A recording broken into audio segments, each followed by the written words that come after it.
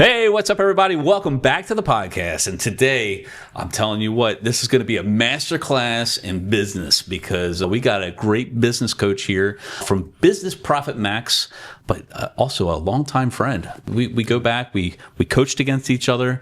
Then he became an official. Then he started getting all the calls wrong, and then I'm just kidding. And now I'm an announcer, and he's still officiating part time. But he's a great business coach, and I'm interested to learn a lot from you today. So, Rich Moyers, welcome to the podcast. Oh, well, I appreciate it, Mahalo. It's about darn time, man. Yeah. You know, we've been talking about this, but it's like you've been like, hey, whenever you're ready, just let me know. And we had a spot open up, and so I appreciate it. Hey, man, jump in. Let's do this. Absolutely. So thank you for being here. Appreciate it. So before we get into Business Profit Max, before we get into the strategy business conversation, I'm going to be taking some notes. Actually, I'm probably not going to take notes, but I will be listening to this over and over again because I'm loaded with some questions that I need some help with. So sure, wherever I can. I'm cheating here a little bit, getting a free consultation, right? Just invite them on the podcast. Give everybody a little bit of an idea about who Rich Moyers is before Business Profit Max came. Yeah, well, so a lot of people have known me over the years from different roles that I've maintained. What brought me here, I was a military guy. Mm-hmm. You know, with my military career, I come from a long-time military family. My grandfather was as the patriarch of our family, World War II, Korea, Vietnam vet. Mm. Everybody in my family has served, with the exception of one of my sisters, because she was actually underweight for being able to do it. That old joke of, your mama wears combat boots was true. My mom was in the first class that opened up basic training for them. Wow. At 36 years old. So everything that I had thought was going to be my life was bent around that mindset. And then the laws of physics got involved. At one point, me and a parachute got in a fight. Technically, I won. I'm on this side of the dirt. You're living. I'm shorter and rounder than I was before my injuries, but I beat gravity, so I win. But you just don't hear that every day. But it actually changes. It recast what I thought, because at that point in time, I never really thought, what am I going to do when I grow up? Mm-hmm. And now looking in retrospect, that was a really immature way of looking at it, because at most you can spend 35 years in the military. They're going to kick you out. Mm-hmm. And I never really thought about what next. And so it forced me to come to that reckoning when I still had a chance to actually do something about it. Mm-hmm. Now, unfortunately, I did what a lot of people do. I kind of laid up. I decided I was going to go ahead and work for the government.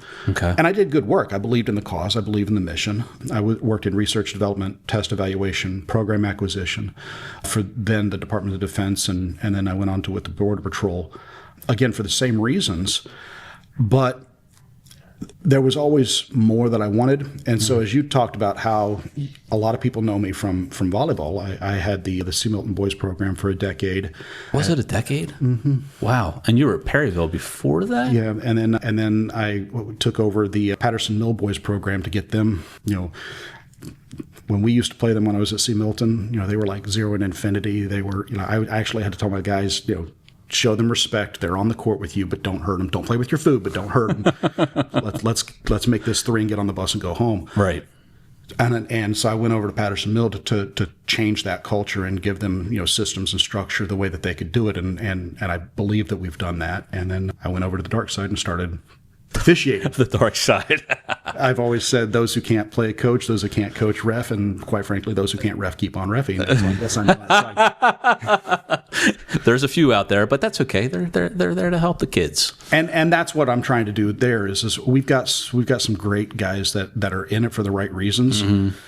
But they didn't grow up with the sport of volleyball, right? And I'm a beach kid from Hawaii, and so I grew up with the sport. So it's different for me looking at the sport than it is for them who's trying to learn it from an academic setting. So I'm trying to help get them better at it, because ultimately it's all about the kids. A great official is invisible to the game. It's about the kids playing it. Yes, correct. And so a lot of people know me from that perspective, and then that was true for a great part of my life until COVID happened. The world shut down. Yeah. COVID was a very big turning point for a lot of people. And not always for the good, but it really highlighted the opportunity again, just like becoming a lawn dart, teaching myself, yes, I beat physics, but now I need to grow up. I can't live off the Peter Pan dream of what am I not going to do when I grow up. I actually have to think about that. Yeah. COVID forced me to think about what is it that I really believed in doing, because I was marking time. I wasn't really doing what was fulfilling for me, and I owe a lot of that to an uncomfortable conversation with my wife, who said, "Look, you need to figure this out." And so, emerging from COVID, I realized that the heartbeat of the American economy is a small business, and we have heart problems. And when a business closes down, it's not just that business owner. It's their family. It's their employees. It's the community that their kids are involved in. When I'm watching a door close and there's a good chance that it doesn't reopen, it breaks my heart, because those are families disrupted. 54% of American marriages last year ran out. They fell apart not because of love, but because of money. Why are you always at work? You're never home with the kids. We can't take vacations, or just starting fights that are stupid and not because you're stressed out. Yeah. So being able to change that changes the entire equation for it. That's service to my nation. And that was what an oath was that I swore way back before I became in the military. Right. Lifetime of service to the nation. So I know that sounds cheesy. That's my thing, but that's... Hey, cheese is good. Cheese is good.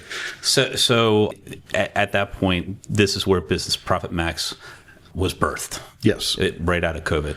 Yeah, and leveraging that idea of the heartbeat is BPM, the instrument to measure the pulse of the heartbeat, was born the very next day. When I realized that, I turned in my paperwork, I walked away, and I realized business coaching is what I was meant to do. I've got a lot of different skills, abilities, academics through the doctorate level, certificates.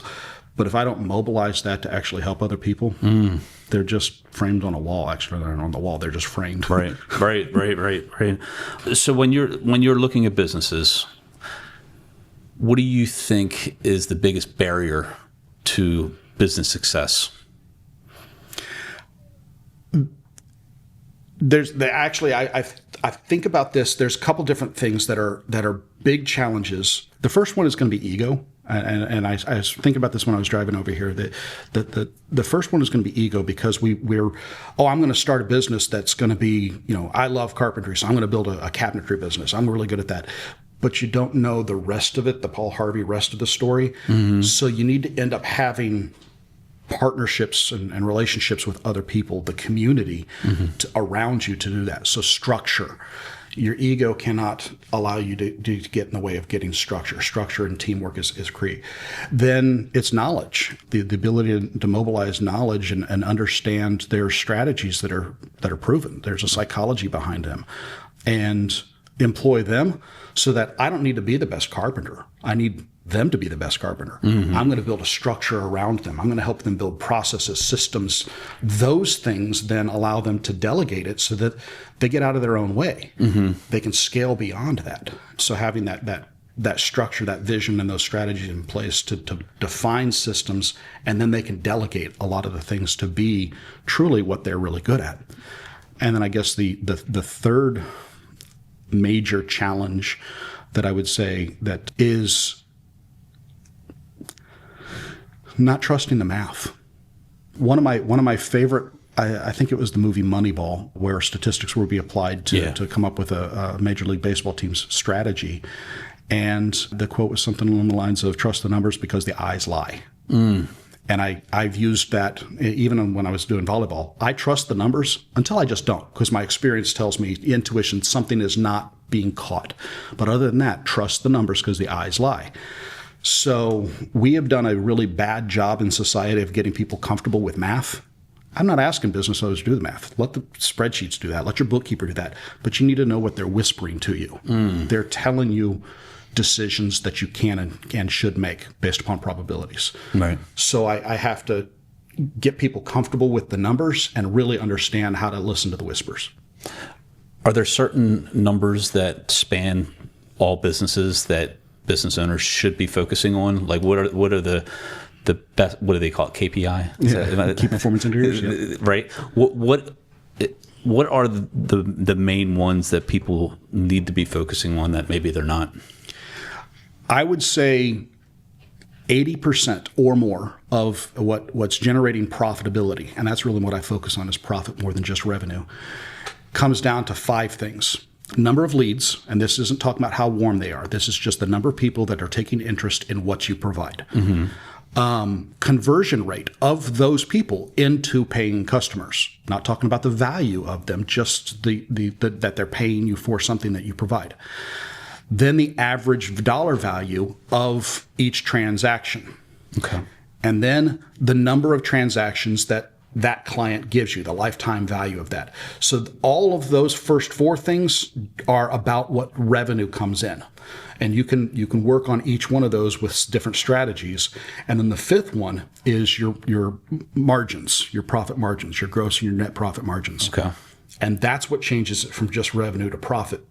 And if you focus on just those five things and step back and you look at those, don't get so hyper-focused on one of those. A lot of people get so nitnoid on, we're going to work on digital marketing. Okay, that's good. But that's one very small piece. It's actually 256th piece of the frame. Step back and look at it, and look at managing your calendar by a theme. This week, I'm going to work on how to improve leads. Okay. Next week, I'm going to work on how to improve my conversion rate. The following week, I'm going to work on how do I end up changing the dollar value, the average dollar value of a transaction. And if you step back and you give that, it frees you to think and see the eagle soar in the vision quest. You can see different ways of doing it. Like just quick numbers on lead generation is not a hard thing. If you're averaging 1,000 leads, just to keep numbers easy, and you need a 10% increase, that's 100. So 2 phone calls per week. I don't care if they convert, just generating more leads. 2 phone calls per week. There, you've got 104 additional leads. It's not difficult. But the ability to understand that then changes one of those numbers, and all of those numbers compound exponentially upon one another. That a 5% change here times a 7% change here times a 9% change here, it's not additive, it's not summative, it's not adding 9 plus 7 plus 5. It's multiplying that impact, and you grow exponentially. So those 5 themes, yeah, they're the numbers that you absolutely should be monitoring. Wow. You were talking about systems and processes, being a young business owner like myself, because I like to think that I'm young. I'm 50, but that's young, right? It's young. Thank you. I appreciate that. With working with clients, with working with everything that you need to work with, how do you recommend people focus on the back end of the business, on the systems, on the processes, and finding the time to create those so that you take the time now to do it so that it's set up for you for the long haul? But how, are there any strategies to actually creating the systems when you're so time crunched, or even if you're like a solopreneur, it's like, I'm it. Absolutely. And the first thing I would say, I'm going to use some metaphors because I think that we can learn a lot from nature. When an animal falls into quicksand, what costs them their life? It isn't the quicksand. It's the struggle into the quicksand. The more they move, the quicker they sink. Right. Whereas there's a few things that human beings have got that have made it so we've, by and large, escaped the food chain. Opposable thumbs and other animals have it. But our ability to think. Yeah. So if you fall into quicksand, the way that you escape is you stop movement. You look around, you realize, oh, there's a branch. Let me grab that. You pull yourself out. You stop activity and engage the thought. We spend so much time as business owners, really as people, fretting over things that are not important. So when I'm laying out my calendar, I have, and maybe this comes over from being a military guy, I have this monk-like discipline to my calendar where every Sunday night at 8 p.m., I'm laying out my calendar for the next week. The first thing that I put in is myself, my activities, waking up, hygiene, feeding myself. Then I put in, the things that are ultimately very important to me, the family events. I put those things in there because my work will move around that. And then on each given day, based upon the theme that I've got at the top, I'm working on lead generation, I'm working on conversion rate. Based upon the theme that I'm working on, I'm going to have 3 things that I have to get done today. Just 3. Okay. Don't try to do 10. Yeah. You're not going to get it done. You're just going to feel sorry for yourself. 3 that are tied to that theme. Okay. And of those 3, there's one that if everything goes to pot, at least that one will get done. So there's one that's more important than the others. Everything else will flow around that. And then you just leave white space on your calendar because things will happen. You allow life to occur. Right. And I'm going to leverage another analogy from something that's familiar to you, real estate. Okay. When you buy a house, first of all, you're not buying it, the bank is. You're buying it from the bank over time. Yes. With the amortization schedule. Right. And the marketplace determines the value of the property until eventually you gain 100% equity of that property by buying it back. Now, it's the bank's RI that they've calculated, their return on that investment in your property. That's set. They get that until you own the house outright.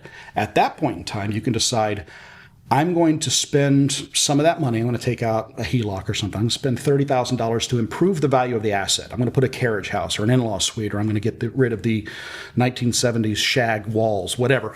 I'm going to change the value to the marketplace. Yeah. And if that value marketplace is better than $30,000, then it was a good ROA, return on asset. Or I'm going to take that $30,000. I'm going to Vegas. I'm going to go to the track, or I'm going to invest in the Whiz-Bang 7000 invention. I'm going to spend it outside of the asset. I'm calculating an ROI. Well, you know what? I'm just going to enjoy it. I'm going to sit on the house. I'm going to enjoy it. The value of ownership, ROE, return on equity. Those are the three things that you can do with your money. Those are also the same three things that you can do with your time. You're the asset. So when you frame it that you're the asset, you're spending yourself outside of yourself. You're doing your job. You're doing community work. There's a return on that. But you also have to improve your market value. Go get the certificate, get the degree, get better, faster, stronger, get a good night's sleep, eat better, change your market value, or enjoy the equity of your life. I'm going fishing. I'm having date night. I'm spending time with the kids. I'm going to do something that I enjoy. Well, if the three things that you manage with your money, the same rules apply with your time, but deliberately do that. Make that part of the discipline of your calendar. Put yourself in there. Put your equity in there. Calculate your return on asset, return on equity, and then your ROI is balanced, because nothing is more depressing than somebody who has had a very successful career. Meanwhile, they're on their third marriage and they get kids that hate them. Yeah, no doubt. Yeah, that's certainly the balance, especially with having young kids. We were actually just talking about this before the interview with Adam on my team. Was like, how do we balance these important moments with our family, with our kids, but still continue to grow a business that when you're doing the business part, you're taking away from the kids, and like, where's that balance? Is there any advice that you could give to people like Adam or myself? I mean, my youngest is 16, my oldest is 23. But still, I'm doing this for them, right? So, but you can work your butt off and have a horrible family life, and then everything that you did for that why is like to crap. You just said it. It's the why. So put those things in first. One of the best counselings that I ever got from a brigade commander of mine before he let me take command, one of the things that he said was, well, how do you know what's important to me? I'm a smart aleck. I'd said, sir, you're going to tell me. And he said, no. Well, yes, I will tell you, but that's not how you know. It's where I spend my time and where I spend my money. Yeah. So the second counsel that he gave me was, what's your long-term goal? Again, I'm a smart aleck. I say, I don't know, sir, take your chair. And he goes, again, not the answer I'm looking for. What do you want written on your tombstone? Okay, well, hopefully that is a long-term goal. But we are all destined to that end. I have yet to see a U-Haul come up, and I've been to a lot of funerals. You can't take it with you. The ancient Egyptians tried it. Yeah. All we did is make it easy for tomb raiders. We call them archaeologists. You can't take it with you. And there is yet to be a tombstone that I've read that says, boy, I wish I spent more time at work. So you want to put those things in first on your calendar. So he literally drew out a horizontal timeline, and on one side he had an infant crawling, because we're all born, and he had a tombstone on the other side, and he goes, this is your timeline, and that doesn't change. And we're just going to arbitrarily pick to 18, because then you're a man. And everybody has similar experiences. They're learning to become the man or woman that they're having. So that they're there. And then we'll just arbitrarily put 65 because of mandatory retirement for a lot of folks. And after that, you're really just bragging about who you once were. So there. So between 18 and 25, every action you do or choose not to do is either writing or erasing your tombstone. So when you're making those decisions, put those in first. Yeah. And understand each relationship has its own timeline. I'm married, so my spouse timeline. There are important events that are on there, like be there for this, birth of a child, death of a parent. Be there for those. With each of my kids. I have a daughter. What's a really important one? Sweet 16. Be there for her. Walk her down the aisle. Those are important things. Each one of those relationships have their own critical events on them. Put them in first and let everything else flow around that, because it will. If you have an idea of truly understanding what your why is, as you said that, you put those in there first, everything else changes priorities pretty quickly. And when you have that sense of balance, you focus on the things that are ultimately writing or erasing your tombstone, whether that be even in your business. There are certain things that are really important, and there's a lot of things that really aren't. Put them in the priority. Yeah. When you're talking about creating priorities, I also think about like creating leverage. Like, what are the things that are mandatory for me to do, and what are some of the things that I can part to somebody else? Drew's having a similar situation right now. He's young. He's good. He's got his own media company, and he's doing phenomenal. But it's now it gets to a point where you have so much going on that it's inhibiting you from your growth. Right. How do you balance the leverage piece of making that investment to bring more people in, but making sure that you have enough money to do that? Like, at what point can you say, I can pull the trigger and make this investment for myself? That's a great question. The idea of scaling comes down to systems. You have to build systems first. Systems are your gateway to liberty. When you build systems by actually the actual how you think about thinking is called metacognition. Right. So you want to think about how you even think about problems and write it down. How do I actually trace this? Do work studies on what is the actual process of this work activity, and then how many of those require me to do it? Now, a lot of business owners, when they do that, the scary truth is they find out that they're critical to all of those work activities. They're the single point of failure. So you have to delegate that. You have to either give that to a person and hold them accountable to it, train them to do it and hold them accountable to it, or delegate that to some sort of automation. We live in a great time right now where you can use AI for many different things. Yeah. And delegate that task, give it good instruction, scripting, and hold it accountable, validate that it's actually doing that, but give that task away so that you're only there for the critical tasks that absolutely require you, because you're maintaining your brand.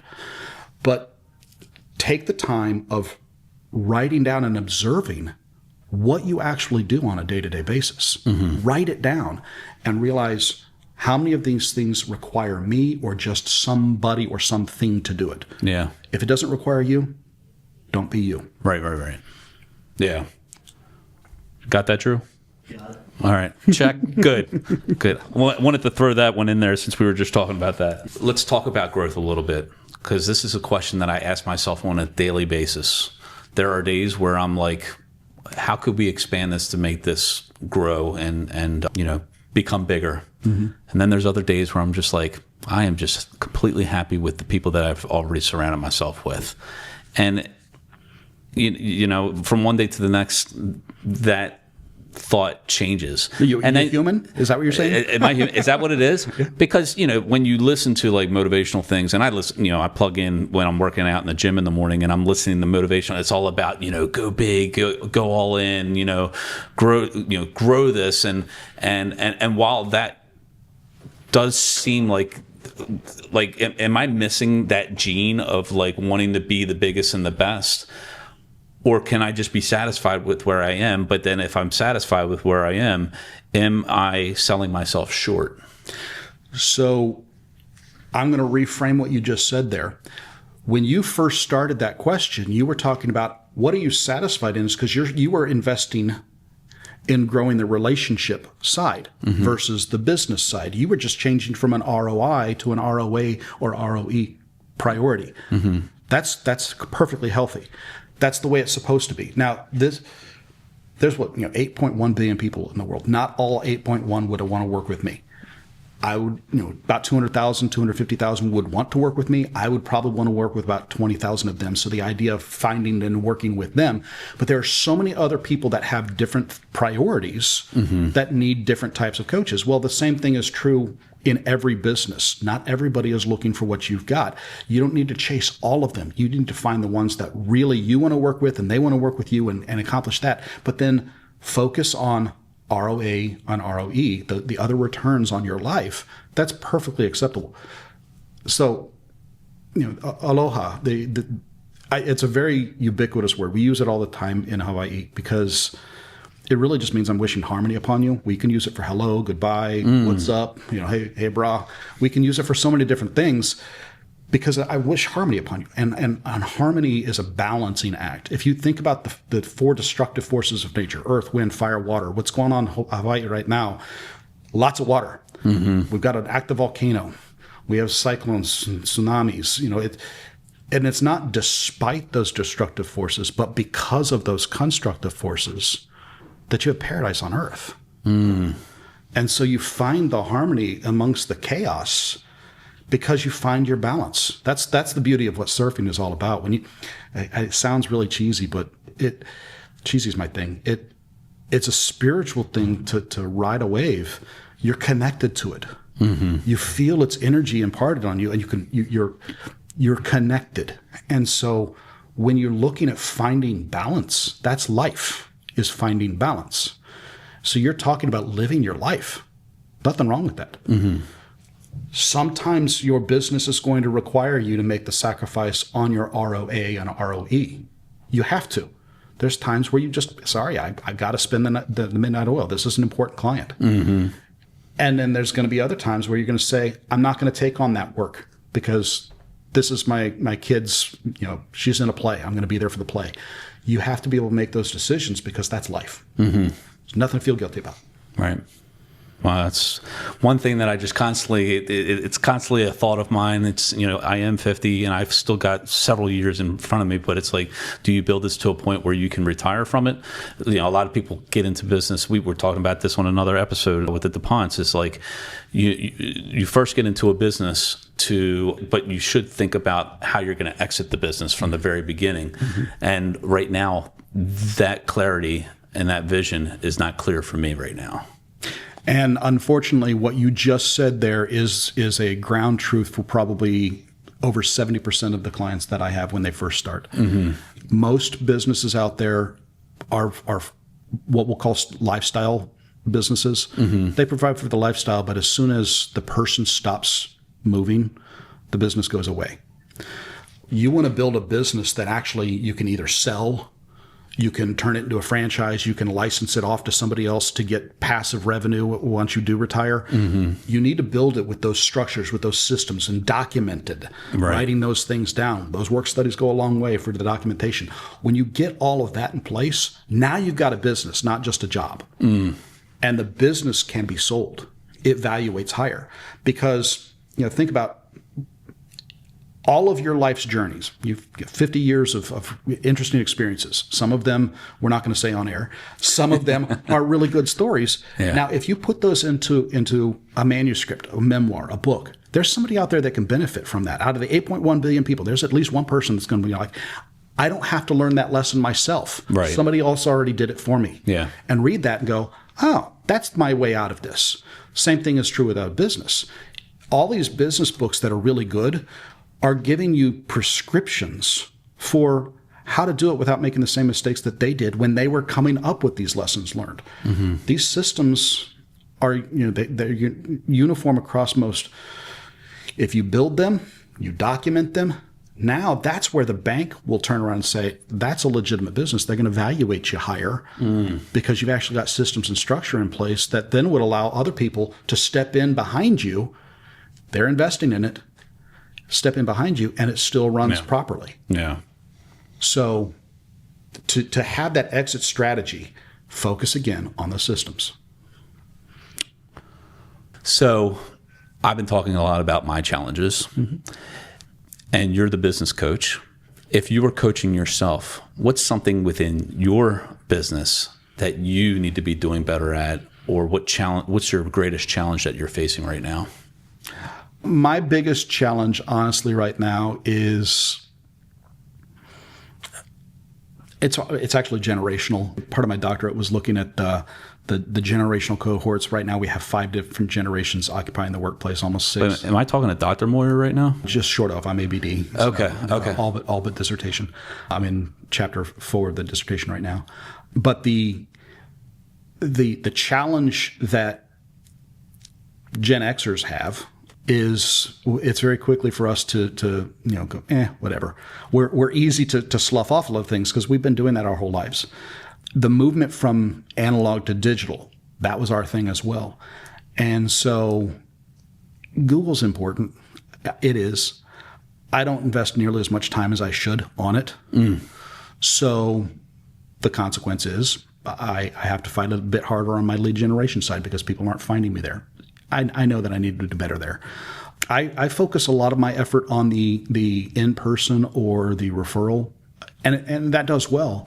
But I do realize that there are certain systems that are out in the marketplace that I have not leveraged. And they're not part of my strategy, and I need to do that better. Incidentally, now that I'm actually thinking about it, I've got a call coming up with a guy that may manage my Google profile for me. Okay. And so when I'm talking about that delegation, that's exactly what I'm looking for is, can I trust this person with my brand to delegate that activity off to them because it's something that I don't want to do. Right. And so I'm actually going to apply my own medicine to this because I also suffer the same sickness, is that it's something that it's not, my heart's not in it. I don't want to do this. And I do a really bad job at things that I don't want to do. Yeah. So I need to delegate that. But then on the backside of that, there's so many people out there that claim they do that, but don't. And so how do you find the trusted source that is going to do an amazing job for you? That's actually one of the biggest challenges that a lot of people have when they're looking at getting into coaching. There's 4 major challenges when they're saying, hey, I need to get a coach. The first one is ego, and I can't help you. You have to be able to overcome that and say, I need help. The next 3 are people concerned about time and money. And so I work with them. I show them what the investments and the return of those investments will be. Yes, you're going to work 3 extra hours per week on your business, not in your business, but you're going to win that time. Within 3 months, you've liberated 10 hours per work week. So I show them that. For my one-to-one clients, not in my group setting, but with my one-to-one, because I do such a deep dive with them, I'll actually put a number on the wall and say, you're going to make this much money by this time next year, or I work for free. And I don't work for free, because I know my systems, and so long as they're doing their work, they're going to achieve or greater. But that's the key. They got to be doing the work. And that's the last piece is they say trust. And so that's fair. Do you not trust me? And that's fair because you don't know me, so let me work on gaining that trust with you. Or more often than not, I find they don't trust themselves.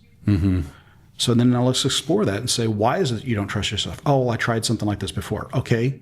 What didn't work out? Was the person not giving you the right information? Was the book not giving you the right information? Or was no one holding you accountable for it? I'm in the consultancy space, but I emphasize I'm a coach because consulting is transactional. I'm in the ride with you. I want you to be successful. It's your success. It's your business, but it's my brand. Because if you don't succeed, people are going to know that you were getting coaching from me. I'm going to hold you accountable to do the work the same way that you're going to hold me accountable to fulfill on my contract, because we're in this together. And so when you're having that conversation, whether it be with coaching or to delegate these tasks off, you need to be able to first say, is it a trust issue with myself? Am I willing to delegate this? Am I going to get in their way? Am I going to give them the information and then step away, let them do it? You have to hold yourself accountable. Or is it that you don't trust them? And if you don't trust them, do the research to find out why. What is it that would actually gain you trust? Is it that they have demonstrated knowledge? Is it that there's social proof? Is it that there's again, trust the numbers. Can they show you numbers that actually transform? Okay, find that information to allow you to trust them and yourself to the process. Do the work, require them to do the work. You're in it together. So somebody that's looking to grow their business and get that mentorship, that coaching, what are the different formats? I know you kind of mentioned that you do solo deep dives and you have group, but you also have some things that you're working on building out in the next couple months or years. So give everybody just a little bit of an idea of what that looks like for them based on the different models that you have. Yeah, that's a great question. So one-to-one coaching is where I do, I work with you every week. I give certain homework that you're going to work on, certain homework I'm going to work on, and we come together every week to go over what our homework was. We do the work beforehand, and then it's strategy session and results conversation. Group is I moderate. I have a curriculum. I call it the 52 weeks to eat the elephant curriculum. You don't eat it. You eat it one bite at a time. One bite at a time. And so I like that. I guide the curriculum. I give them work that they do on beforehand, and then we meet once a week over Zoom in a conversation, and we have closed group, where everything stays in the group. So this way they're working with one another as well on, hey, we're working on, the offer stack, developing the offer stack, the upsell, the downsell, cross-sell. Here's what I was thinking with my business. And since we're all talking in the same space, they're working with each other on each other's business. Yeah. They become great friends, actually great referral partners long after the curriculum's over because they built each other's business. Yeah. So that's group coaching. And then for some that are not in the position, not ready to do coaching, but yet they know that they need to have this, I have a great business academy and a virtual MBA program that are aimed at getting you out of the library. You don't have to do the work yourself. We've already curated this information for you. It's well done, it's well organized, and it's on topic. And you don't have to have yet another download sitting and collecting dust in your download folder. This PDF that I'm going to get to one day that no one ever does. No one ever does. These are, you can download the audio, you can listen to it. It's a 15-minute audio per lesson. You can ride the train and you're getting this lesson. And with that, it's done at your own pace, at your own time, with your own initiative, because you're saying, I need to work on market dominated position. You pick that particular audio file out and you learn about that during your time. It's not going to have the benefit of either the group helping to sharpen the axe with you or having me work directly with you on this, unless you work on, getting, time. I certainly will, sit down with people to continue. Hey, well, how do I actually work on, reducing overhead costs? Well, let's get some ideas. I'll spend some time just to help you out with that in the applied, but this is aimed at those who want to do it themselves, or they're in the position where they're not just ready to get into coaching. And then I said this before, is that out of the 8.1 billion people in the world, not all of them want to work with me. There are so many other businesses out there that still need help. So I also have a program where I'm trying to build other coaches. These are mid-careerists that have been successful in their own right as W-2 employees for somebody else. And they're like, you know what? I want to start my own business. And they're successful in that area. I can help build them a coaching business of their own. It's their business under my licensing program, where they can now become a business coach, leveraging what they were already successful on, because there are people out there that need that information. And I will continue to mentor and grow them around the other areas of the coaching knowledge base. They can use my proprietary tools. They can use my business academy. All of that is there for them too. But what I can't give is, they were, 15 years really successful as a tax attorney. Great. That knowledge is perfect. You're going to end up specializing in those businesses that need tax expertise. Right. As a business coach. Yeah. So I want to try and help more businesses by creating more business coaches as well. What do you what do you feel is the thing that separates you from other business coaches? It's the aloha. I know there are a lot of people out there that are expecting business coaches to be business suits. I've got suits. I don't like wearing them. I wear them when it's appropriate, when I'm on a stage or something like that. But it's warming up here. I wear aloha shirts and slippers. That's me. There you go. If you're looking for that, I'm more of your guy. I'm going to have that type of approach. It's all about that and my balance. Now, I also come with a lot of different experiences. I come from the military. I come from the government sector. I am very well versed as an acquisition professional in the Federal Acquisition Regulation, the FAR. I understand that. I have worked in the NGO space. I understand that.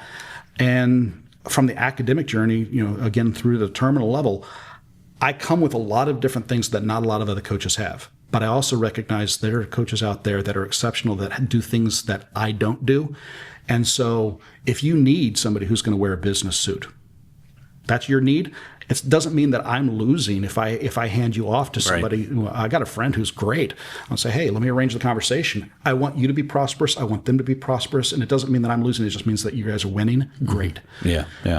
So if I use the analogy that if I was like a golf pro, which I'm not.